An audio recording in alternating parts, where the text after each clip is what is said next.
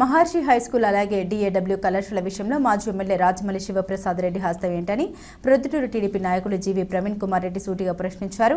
ఈ సందర్భంగా బుధవారం ఉదయం టీబీ రోడ్లోని ప్రవీణ్ రెడ్డి కార్యాలయంలో ఏర్పాటు చేసిన పాత్రికేయుల సమావేశంలో ప్రవీణ్ కుమార్ రెడ్డి మాట్లాడారు. ప్రొద్దుటూరు ప్రజలు మాజీ ఎమ్మెల్యే రాజమల్లి శివప్రసాద్ రెడ్డిని శాశ్వతంగా రాజకీయ సమాధి చేశారని, గడిచిన 5 సంవత్సరాల పాలనలో ఎమ్మెల్యే రాజమల్లు అండ్ కోట్ల రూపాయల మేర అవినీతికి పాల్పడ్డారని, రహస్య మధ్యవర్తుల ద్వారా వందల కోట్ల రూపాయల అవినీతికి తెరలేపారని ఆరోపించారు. ప్రొద్దుటూరు ప్రజలందరికీ నమస్కారం. మన ప్రొద్దుటూరు మాజీ శాసనసభ్యుడు రాచమల్లి శివప్రసాద్ రెడ్డి గారు ప్రొద్దుటూరు ప్రజల చేత శాశ్వతంగా రాజకీయ సమాధి కట్టబడి ఫ్రస్ట్రేషన్లో, డిప్రెషన్లో నేను గతంలో కూడా గత 2-3 ప్రెస్ మీట్లలో చెప్పిన ఆయన తీరు మారడంలే. రాచమల్లి శివప్రసాద్ రెడ్డి గారికి 2 అంశాల మీద ప్రొద్దుటూరు ప్రజలకు ఇది చాలా ముఖ్యమైన ప్రెస్ మీట్. దయచేసి ఒక్కసారి ప్రొద్దుటూరు ప్రజలందరూ కూడా ఈ యొక్క ప్రెస్ మీట్ చివరి వరకు చూడండి. 2 ఇష్యూలు. రాచమల్లి శివప్రసాద్ రెడ్డి గారు మహర్షి స్కూల్ గురించి మాట్లాడినారు, దాని గురించి వివరణ చేస్తా. అలాగే ప్రొద్దుటూరులో అన్యాక్రాంతం కాబడిన డిఏడబ్ల్యూ కాలేజ్ గురించి కూడా ఈ 2 విషయాల గురించి ప్రొద్దుటూరు ప్రజలకు వాస్తవాలు తెలియజేస్తా. దాని వెనకాల జరిగిన కుంభకోణాలు, దాని వెనకాల జరిగినటువంటి ఆర్థిక లావాదేవీలు తెలియజేస్తున్నా. ముందుగా రాచమల్లి శివప్రసాద్ గారిని ఒకటి అడుగుతున్నా. మహర్షి స్కూలు తనకు సంబంధంలే పిల్లేస్తానని చెప్పినాడు. రాచమల్లి శివప్రసాద్ రెడ్డి గారు కాదు, ప్రొద్దుటూరు నియోజకవర్గంలో ప్రజలు కాకపోవచ్చు, మన భారత రాజ్యాంగంలో ప్రతి పౌరుడికి కూడా పబ్లిక్ ఇంట్రెస్ట్ లిటిగేషన్ వేసే హక్కు ఉంది. నువ్వు వేసేది డోలు కొట్టి బ్లాక్మెయిల్ చేసి డబ్బులు వసూలు చేసుకోనికి చేయొద్దని చెప్పేసి నా మనవి. ఇప్పుడు ఆయన మహర్షి స్కూల్ గురించి మాట్లాడాడు, ముందు దాని గురించి మాట్లాడదాం. మహర్షి స్కూల్లో రాచమల్లి ప్రసాద్ రెడ్డి గారు తెలుసుకోవాలా. మహర్షి స్కూల్లో ఎల్కేజీ, యూకేజీ నుంచి 6th క్లాస్ వరకు నేను మహర్షి స్కూల్లో చదివినా. మీరు ఏదైతే కూల్చినారో స్కూలు, ఆ స్కూల్ విద్యార్థిని నేను. రాచమల్లి శివప్రసాద్ రెడ్డి గారు 2022లోనో 23లోనో నేను పోయి ధర్నా చేసిన, నేనే దాన్ని ఆపినా అని చెప్తున్నాడు. నువ్వు ధర్నా చేసిన మాట 100% వాస్తవం. ధర్నా చేసిన తర్వాత జరిగిన పరిణామాలు చెప్పాలా. నువ్వు ధర్నా చేస్తానే ఎవరైతే మహర్షి స్కూల్ వంగల నారాయణ రెడ్డి అని చెప్తున్నాడో అతను మున్సిపల్ ఎలక్షన్స్లో 5వ వార్డులో వైఎస్ఆర్ కాంగ్రెస్ పార్టీ అభ్యర్థికి మద్దతుగా తిరిగిన ఫోటోలు నా దగ్గర ఉన్నాయి, చూపిమంటావా? విజువల్స్ నేను చూపిమంటావా? ఆ వ్యక్తితో మీ అన్న నువ్వు ఇంట్లో బేరం కుదుర్చుకొని 35 సెంట్లు నీకు ఇచ్చేటట్లుగా, అంటే నీకంటే మీ అన్నకు, నువ్వు ఈ ఇష్యూలు అడ్డం రాకుండా ఉండేదానికి ఇచ్చినారు. ఒక్కరోజు సబ్ రిజిస్టర్ ఆఫీస్ కాడ ధర్నా చేసిన తర్వాత మహర్షి ఎడ్యుకేషన్ సొసైటీకి అది మారింది. మరి నువ్వు ఎందుకు దాన్ని వదిలేసినావు? ధర్నా చేసి వాళ్ళను పిలిపించుకొని మాట్లాడుకొని 35 సెంట్లకు బేరం కుదుర్చుకొని సైలెంట్ అయినావు. ఆ విషయము నాకు తెలిసినాక నేను ముఖ్యమంత్రి గారికి ఫిర్యాదు చేసిన. ఫిర్యాదులో కూడా స్పష్టంగా చెప్పిన, మీ అన్న నువ్వు కొందరు ఈ మధ్యలో తెలుగుదేశం పార్టీలోకి వచ్చిన నాయకులని చెప్పి కూడా నేను ఉత్తర్వులో ఆయనకు రాసిన. తర్వాత ఎంక్వైరీ చేసి ఇప్పుడు రిజిస్ట్రేషన్ ఆపితే ఇప్పుడు ఎటు ప్రతిపక్షంలో ఉండా వాళ్ళు నాకు ఎట్టా 35 సెంట్లు ఇయ్యరుగా, వాళ్ళ అధికార పార్టీ వాళ్ళు పంచుకుంటున్నారు కాబట్టి నేను దాని లెటర్ పెట్టి బయటికి తీసినా కాబట్టి తూచి నాకు వద్దు ఇప్పుడు అని చెప్పి నేను పిల్లేస్తా అంటున్నావు. ప్రొద్దుటూరు ప్రజలు గమనించండి, మహర్షి స్కూల్ అనేది రాచమల్లి శివప్రసాద్ రెడ్డి గారు చెప్పినట్టు స్కూల్ నడుపుకునేదానికే వాళ్ళు దానం చేసినారు, అది కరెక్ట్. దాన్ని నువ్వే విత్తనం నాటింది నువ్వు, ఆ దాని ఆక్రమణ గురిగానికి కారకుని నువ్వు, బీజం వేసింది నువ్వు, వాళ్ళకి సహకరించింది నువ్వు. ధర్నా చేసి వంగలనారాయణ రెడ్డితో రాత్రి మ్యాచ్ ఫిక్సింగ్ చేసుకొని 35 సెంట్లకు నువ్వు ఫిక్స్ చేసుకొని ఈరోజు వాళ్ళ అధికార పార్టీలో నువ్వు ఓడిపోయి ఆయన ఎవరి దగ్గర అయితే ఉన్నాడో వాళ్ళు గెలిచినారు కాబట్టి ఆ గెలిచిన వ్యక్తులకు ఇచ్చుకుంటాడు, నాకు ఇయ్యడు కాబట్టి డబ్బులు అని చెప్పి నేను ఎప్పుడు దాదాపుగా 5 నెలలు ఉంటుంది నేను పిటిషన్ పెట్టి సీఎం గారికి. నాకు విషయం తెలుస్తానే నేను పెట్టి దాంట్లో నీకు భాగం ఉంది కాబట్టి చెబితే ఈరోజు వచ్చి నాకు భాగం లేదంటావా? రైట్. నెంబర్ 2, డిఏడబ్ల్యూ కాలేజీ గురించి చెప్పు. డిఏడబ్ల్యూ కాలేజీ నువ్వు ఎమ్మెల్యేగా ఉన్నప్పుడు ఒక్కటే క్వశ్చన్ అడుగుతున్నా రాచమల్లి శివప్రసాద్ రెడ్డిని. నువ్వు నీతి నిజాయితీగా నువ్వే ఆన్సర్ చెప్పాలా. ఇంకా రేపటి నుంచి మీడియాలోకి రాడు, నా పేరు ఎత్తాడు. నన్ను అన్నాడు కదా ఏందో లక్క వేసుకున్నావా, నోటికి తాళం వేసుకున్నావా, సీల్ వేసుకున్నావా అని. నువ్వేం వేసుకుంటావు చూడు. డిఏడబ్ల్యూ కాలేజీ అక్రమమా సక్రమమా? ఫస్ట్ ఆన్సర్ చెప్పాలా, నువ్వే చెప్పాలా ఆన్సరు. అక్రమమా సక్రమమా? అక్రమం అయితే 5 ఏళ్ళు ఎమ్మెల్యేగా ఉన్నప్పుడు నువ్వేం బిక్తున్నావు. సక్రమం అయితే ఎట్లా సక్రమమో చెప్పు. ప్రొద్దుటూరు ప్రజలారా ఒక్కటే గమనించండి. మహర్షి విద్యా సంస్థలు కానీ, డిఏడబ్ల్యూ కాలేజ్ కానీ, ఎస్సీఎన్ఆర్ కాలేజ్ కానీ ఎవరైనా దాతలు కేవలం ఆ రోజుల్లో విద్యను ప్రమోట్ చేసేదానికోసం వాళ్ళకు ఉండబడిన జాగాలు ఎకరానో 2 ఎకరాలో వాళ్ళ స్తోమతకో శక్తికో పట్టి విద్యను నేర్పిస్తే ఈ ప్రాంతంలో ప్రొద్దుటూరులో ఉన్నటువంటి చదువుకునే విద్యార్థులు మంచి మంచి ఉన్నత పొజిషన్ లేకపోతారని చెప్పేసి ఆ రోజు పెద్దలు దానం చేశారు.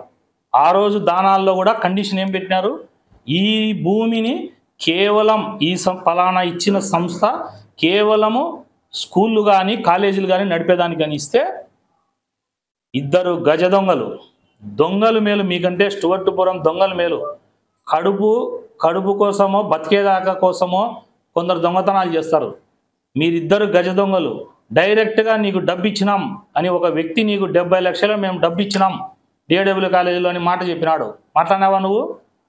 2.5 కోటి అందరి భాగస్తుల దగ్గర డిఏడబ్ల్యూ కాలేజీలో లెక్క తీసుకునేవన్నారు.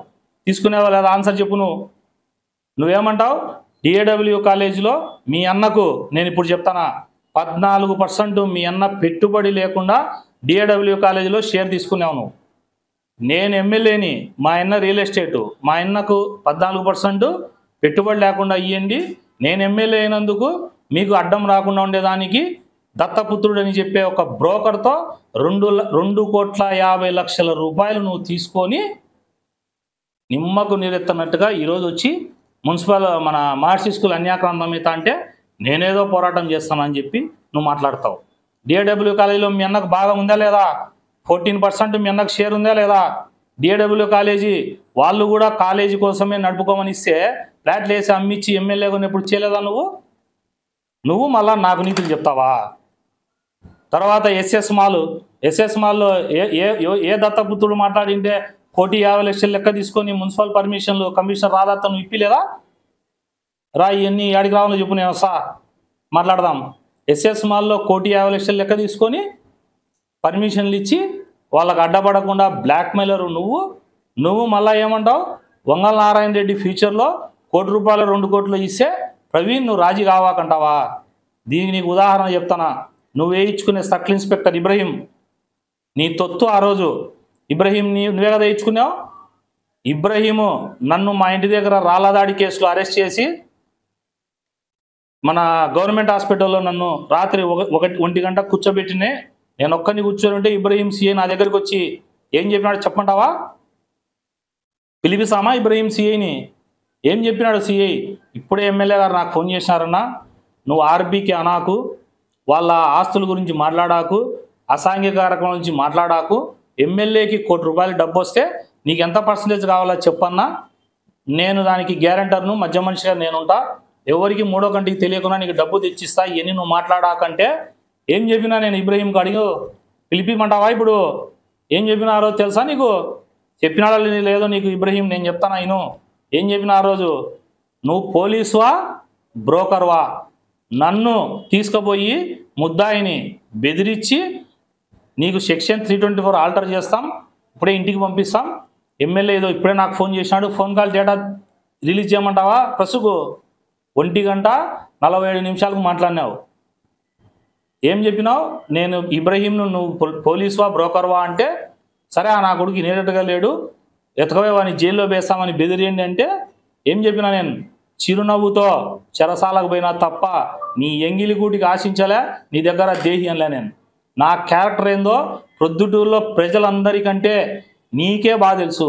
ఎందుకంటే నన్ను నా కుటుంబాన్ని తిట్టిస్తే తగ్గుతా అనుకున్నావు, నా మీద దొంగ కేసులు పెట్టే తగ్గుతా అనుకున్నావు, నన్ను జైలుకు పంపిస్తా అంటే తగ్గుతా అనుకున్నావు, లాస్ట్కు నన్ను నందం సుబ్బయ్య చేసినట్టు చేస్తామని బెదిరించినా కూడా నేను తగ్గకపోతే నా క్యారెక్టర్ నీకు తెలుసు.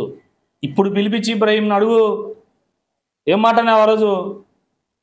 మరి ఆ రోజు ఎంగిలి కూడుకు నేను ఆశించిన వ్యక్తిని కాదు. ఇప్పుడు కూడా చెప్తానా, రాచమల్లు శివప్రసాద్ రెడ్డి గారు నాకంటే వయసులో పెద్దోని వేయండొచ్చు, నాకంటే మనిషి ఎత్తుండొచ్చు, నువ్వు నాకంటే ఎక్కువ బలశాలి వేయండొచ్చు, బలంగా నువ్వు ఉండొచ్చు.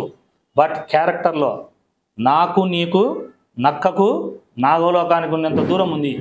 That is your character. నా క్యారెక్టర్ ఈరోజు చెప్తానా, నువ్వు డైరెక్ట్ ఒక్కటే క్వశ్చన్, ఇది ప్రొద్దుటూరు ప్రజలకు నువ్వు జవాబు చెప్పు. డిఏడబ్ల్యూ కాలేజ్ అక్రమమా సక్రమమా? రెండు దానిల మీద నువ్వు పిల్లేయి. డిఏడబ్ల్యూ కాలేజ్ మీద కూడా నువ్వు పిల్లేయి, ప్లస్ మహర్షి స్కూల్ది వేయి. నీ నిజాయితీ నిరూపించుకో. లెక్కలు తీసుకొని రాజీ పడి గజ దొంగలు మీరు ఇద్దరు పొద్దుటూరులో, గజ దొంగలు. ఊర్లు ఊర్లు ఊర్లు పంచుకున్నట్టు భూములు పంచుకొని స్కూళ్ళు విద్యా సంస్థలు. చదువు అనేది ఎవరికైనా కూడా చదువు అన్నిటికంటే ముఖ్యమైనది. డబ్బు కంటే చదువు చాలా వాల్యూ అయింది. అట్లాంటి చదువు చెప్పే విద్యాలయాల్ని ధ్వంసం చేసి మీ ఆర్థిక ఉగ్రవాదులు మీరు, గజ దొంగలు మీరు ఈరోజు మళ్ళా నా గురించి, నా క్యారెక్టర్ గురించి నువ్వు మాట్లాడతావా? ఛాలెంజ్ నిరూపించు. మహర్షి స్కూల్లే కాదు, ఏ వ్యక్తి దగ్గరైనా ఎవరి దగ్గరైనా నేను బ్లాక్మెయిల్ చేసి కానీ డబ్బులు తీసుకున్నట్టు కానీ ఒక్కరితో చెప్పి, ఇప్పుడు నేను ఉదాహరణ చెప్పినా కదా నా క్యారెక్టరు.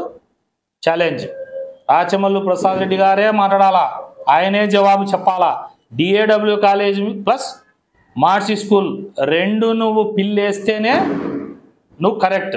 నువ్వు డిఏడబ్ల్యూ కాలేజ్ది కన్నా పిల్లి ఇయ్యకపోతే నీకు ఒక పెద్ద మనిషి చెప్పిన 70 లక్షలు ముట్టినట్టే, ఇతర వ్యాపారస్తుల దగ్గర నువ్వు 2.5 కోటి తీసుకున్నట్టే నువ్వు లంచగుండివి. ఇంకొకరి గురించి మాట్లాడేటప్పుడు నేను నడ్డీపు చూసుకొని మాట్లాడాలని చెప్పేసి రాచమల్లు సుబ్రసాద్ రెడ్డికి తెలియజేస్తా. ప్రొద్దుటూరు ప్రజలు కూడా ఆలోచన చేయండి. ఈ రహస్య మిత్రులు, రహస్య మీడియేటర్లను పెట్టుకొని ప్రొద్దుటూరులో 100 కోట్ల ఆస్తుల్ని కబ్జా చేయాలని చూస్తున్నారు.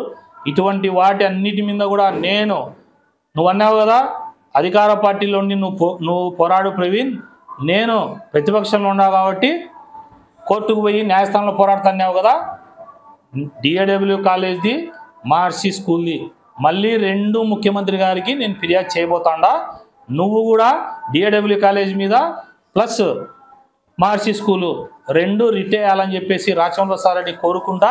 అలాగే నువ్వు మళ్ళా లాస్ట్లో ఇంతకుముందు చేసినట్టు సబ్ రిజిస్టర్ ఆఫీస్ కాడ అల్లరి చేస్తానే, వాళ్ళు వచ్చి నీతో మాడుకుంటానే డీల్ క్లోజ్ చేసినట్టు ఇది క్లోజ్ చేయకు. నువ్వు క్లోజ్ చేసినా పొద్దుటూరు ప్రజలకు నేను తెలియజేస్తానా, ఎప్పటికైనా ఈ అక్రమ ఆస్తులు కొనేవాళ్ళు at the end of the day ఇబ్బంది పడేది మాత్రం ఖాయం.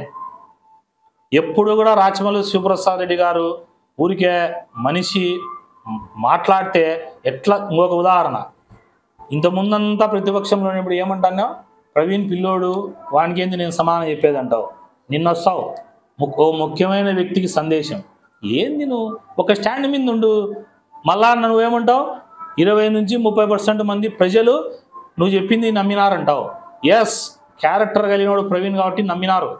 30% ఆఫ్ పబ్లిక్ అంటే నీ లెక్కలోనే 75,000 మంది ప్రొద్దుటూరు వాసులు నేను చెప్పింది నమ్మినారు. అంతకంటే ఎక్కువ నమ్మినారు. కారణం ఏంటంటే ప్రవీణ్ అనేవాడు నిజాయితీగా ప్రొద్దుటూరు ప్రజలకు పనిచేస్తాను. నేను ఈ రోజు కూడా చెప్తాను, నువ్వు అన్నావు కదా నీ పార్టీ అట్లా చేస్తారని. నేనేం నీ ముందుకు వచ్చి ప్రెస్సుకు వచ్చి మా పార్టీ వాళ్ళు చేసేది ఏందని నేను మాట్లాడాల్సిన అవసరం నాకులే. 4 గోడల మధ్యన చంద్రబాబు నాయుడు గారికి, లోకేష్ గారికి ఇక్కడ ఎవరు ఏ తప్పు చేసినా, ప్రొద్దుటూరు ప్రజలను ఎవరు ఇబ్బంది పెట్టినా కూడా ప్రవీణ్ అనేవాడు ప్రొద్దుటూరు ప్రజల కోసమే పనిచేస్తాడు. మా అధిష్టానము వెరీ క్లియర్గా ఉంది. అన్నిటికీ కూడా తొందరలోనే నేను అన్నీ కూడా అధిష్టానం దృష్టికి తీసుకుపోతా. మీ మాదిరి బహిరంగంగా నీకు నేను సమాధానం చెప్పాల్సిన అవసరం లేదు. మా పార్టీ అంతర్గత వ్యవహారాలు ఈసారి తల దూరిస్తే మాత్రం బాగుండదని రాచమల్లు ప్రసాద్ రెడ్డి గారిని